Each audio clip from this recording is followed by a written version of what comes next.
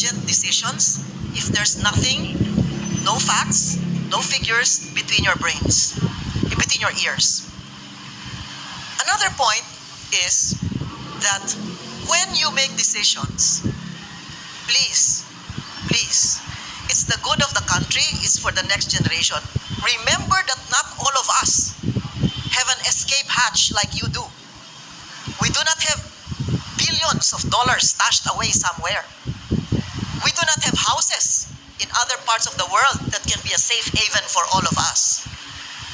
So please read, learn, go back and find out what happened in history, because if you don't know it, or you don't want to know about it, then you're just bound to make the same mistakes or commit the same mistakes.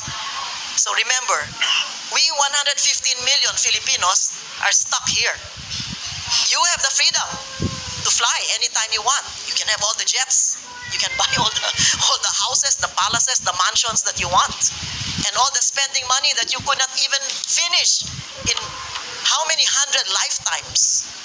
Please, don't make us look like fools, and maawa naman kayo sa Pilipino. Kayo walang problema eh. Marami kayong bahay sa ibang bansa. Pera. Madali kayong lumipad. Ginawa nyo na yan eh. Lumipad na kayo eh. O, di ba? So, yun lang ang aking masasabi. Kawawa naman po kami. At hindi lang mahihirap ang kawawa. Yung middle class na paunti-unti nawawala. Yung kanilang pinag-ipunan dahil lang naniniwala sila dito sa mga propaganda, sa mga trolls, sa mga TikTok, sa mga... Hindi po yan ang kailangan namin eh.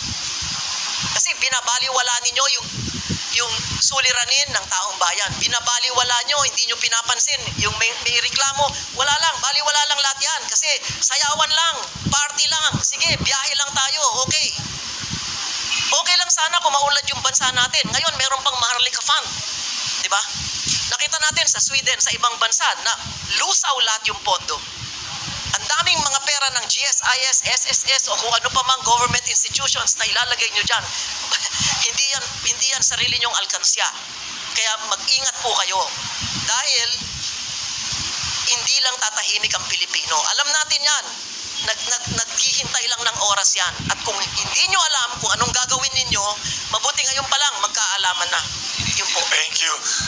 We have time for closing statement. Thank you very much, Senator Coseteng.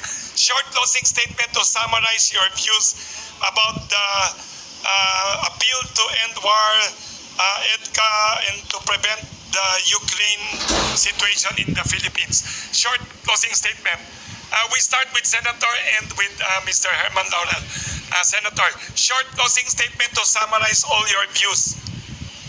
Ako po'y nagpapasalamat na merong ganitong Kamuning Bakery Cafe forum. Dahil dito po, liliwanagan ang ibang mga issue at magsasalita rito po ay sa katotohanan lang at doon sa talagang sinasaloob at sinasapuso yung mga binabanggit na mga opinyon. Wag niyo pong mamasamain sinasabi namin ang aming sinasabi.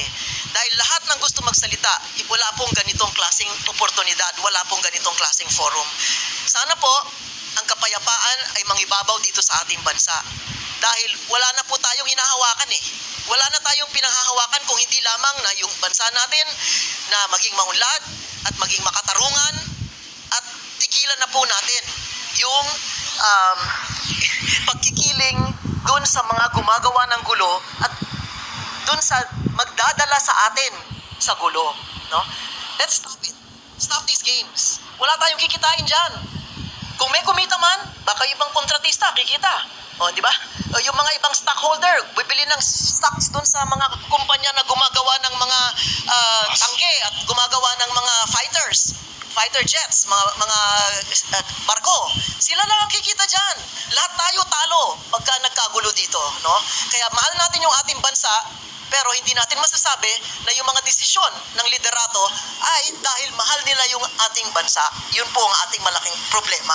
Kaya pasalamat po ako sa lahat sa inyo sa media dahil sa pamamagitan ninyo, doon naaabot yung mga ganitong pananaw sa taong bayan. Maraming salamat po.